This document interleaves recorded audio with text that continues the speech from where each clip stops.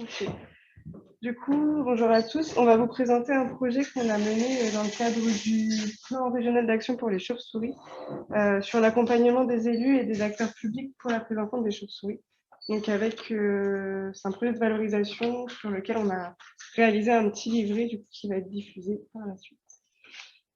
Donc le plan régional d'action pour les chauves-souris, c'est une déclinaison régionale du plan national. Donc c'est quelque chose qui est mis en place quand la réglementation n'est pas assez respectée, on va dire. Donc avec 3 grands axes qui sont protégés, améliorés et informés.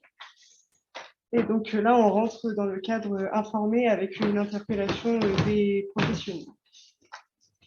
Donc le contexte, c'est qu'on s'est rendu compte, on a fait le constat que les intercommunalités et les collectivités territoriales étaient fortement en lien avec les chauves-souris.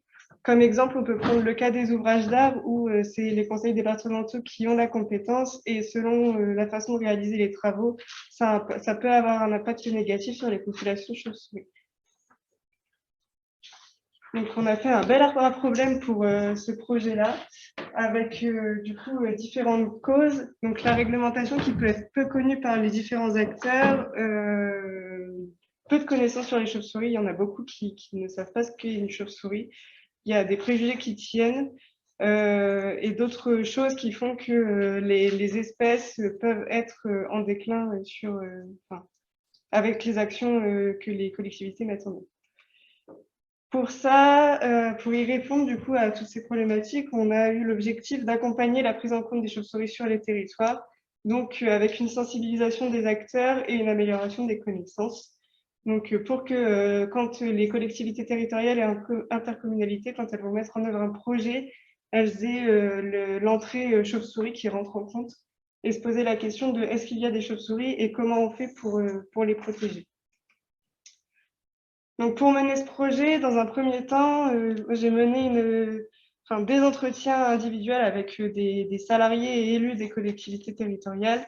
Donc le but, c'était de comprendre comment ils agissaient et ce qu'on pouvait leur proposer comme solution adaptée à chacun.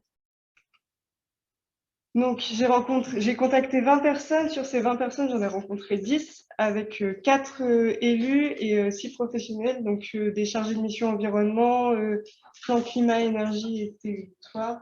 Je ne sais plus exactement l'intitulé. Mais du coup, voilà, des gens qui sont en lien avec la biodiversité en général. Et je te laisse la parole. Donc le résultat de ce travail, c'est quoi?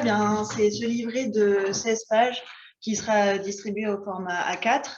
Le contenu, donc dans un premier temps, on a un rappel à la réglementation qui est fait, rappel ou mise à connaissance, puisque comme l'a dit Lison, il y en a un certain nombre qui ne connaissent pas cette réglementation. Et ensuite, c'est vraiment un outil. Donc sur chaque page, on a une situation qui peut être rencontrée avec en face les solutions, les contacts, les types de structures à contacter, une bibliographie pour aller plus loin sur le sujet, parfois d'autres espèces protégées qui sont également concernées par ces situations-là, et puis également des cas concrets en Hauts-de-France, vu que là on travaille à l'échelle du PRA Hauts-de-France, pour qu'ils se rendent compte que oui, c'est possible et c'est pas ils sont bien mignons ces écolos, mais c'est pas réalisable. Ben si, on met des exemples concrets pour qu'ils se rendent compte que c'est pas que dans des petites communes, parce que des grandes villes comme Lille peuvent le faire, et c'est pas que c'est pas que dans des grandes villes comme Lille, il y a aussi des petites communes qui mettent en place des choses. Donc à toutes les échelles, c'est possible. Et à la fin, il y a des contacts de spécialistes à l'échelle des Hauts-de-France. Donc, le sommaire et tous les domaines d'intervention potentiels des collectivités territoriales et intercommunalités qui peuvent être en lien avec les chauves-souris, on les a regroupés dans ces catégories-là. Donc, on a la gestion des infrastructures. On a déjà beaucoup parlé pendant ces rencontres, mais je vais revenir dessus encore une fois. La gestion de l'éclairage public, pareil, hier on a eu une table ronde sur les trams noirs, mais je vais vous en reparler. La gestion des espaces verts, la gestion des espaces naturels, l'aménagement du territoire, notamment les plans locaux d'urbanisme, l'acquisition foncière et enfin la sensibilisation des administrés. Du coup, je vais vous donner quelques exemples concrets. Ce que je n'ai pas précisé aussi, c'est que pour chaque situation, on précise quelles sont les menaces pour les chauves-souris et ensuite comment parer à ces menaces. Donc, la gestion, entretien et restauration des infrastructures, ça concerne quoi? Ça concerne le bâti, mais également les ouvrages d'art. Donc, on a tout ce qui est bâtiments publics de type mairie, école, mais également les églises. Et ensuite, on a les ouvrages d'art.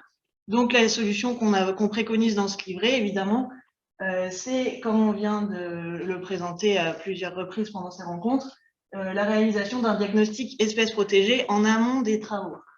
Ça permet d'identifier les enjeux et d'adapter la période et la nature des travaux et éviter du coup les impacts, s'il y en a.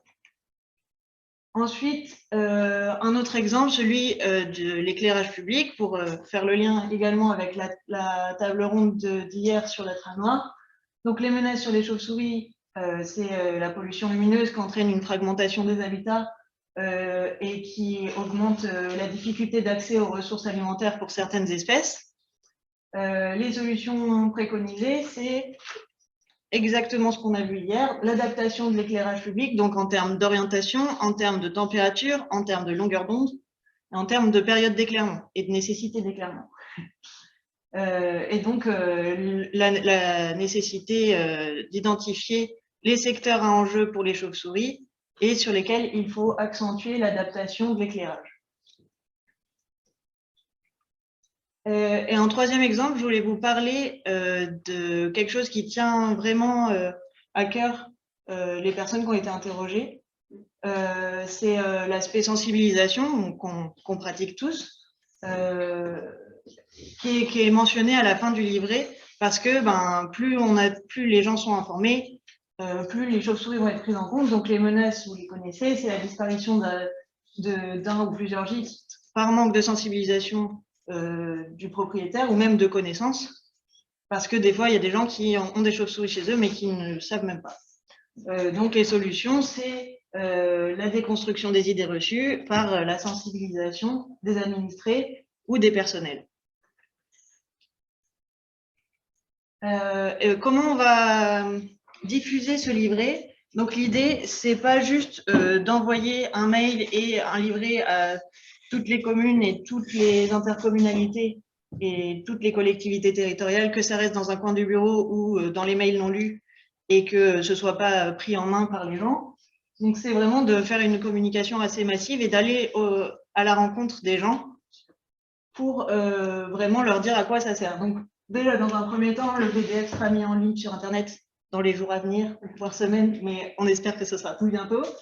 On va publier dans les réseaux sociaux. On va également le diffuser à l'échelle nationale via la liste de diffusion des animateurs de plan.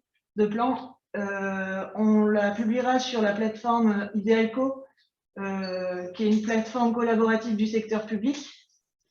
Et ensuite, on enverra une version papier à toutes les collectivités territoriales de Picardie. On enverra en version numérique à toutes les collectivités territoriales et intercommunalités des Hauts-de-France. Et l'idée, c'est d'ensuite aller aussi les présenter de visu à ces gens. Donc, lors d'union des maires, lors de commissions, lors de conseils communautaires, et puis à tous ceux qui seront intéressés, mais on va aller essayer de les chercher au maximum. Et voilà, donc d'ailleurs, petit message, en Picardie, si vous avez des connaissances de collectivités territoriales ou d'intercommunalités qui pourraient être intéressées par ce type de présentation, n'hésitez pas à nous solliciter.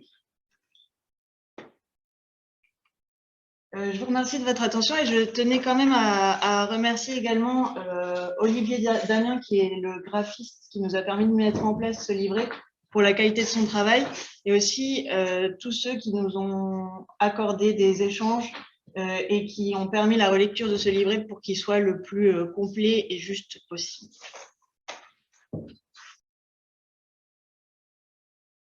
Ouais, j'ai mis une question dans le chat, c'est Quentin. Merci pour la présentation.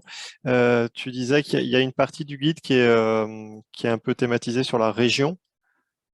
Oui, Il y en a départements et régions, donc ça fait partie des collectivités territoriales à qui ce sera envoyé. Oui. Et du coup, est-ce qu'il y a possibilité de régionaliser ce guide pour d'autres régions? Parce que quand on va voir un élu ou un acteur du territoire, c'est quand même très important de lui mettre dans les mains quelque chose qui correspond à sa zone. Justement, il y a Valérie Viorec à qui j'en ai parlé, de la Fédération des conservateurs naturels d'espaces naturels, pardon.